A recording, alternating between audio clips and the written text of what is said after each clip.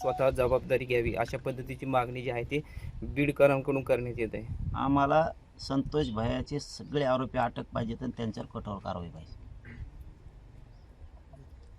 त्यांना पाठबळ पुरवणारे सुद्धा जेलमध्ये पाहिजेत. मग ते कोणी पण असू दे, कोणत्याही पदावर बसलेला असू दे, आत्ताही ते सुद्धा सगळे पाहिजेत. सुट्टी नाही. कोण करायचं आणि काय करायचं ते माझा प्रश्न नाही.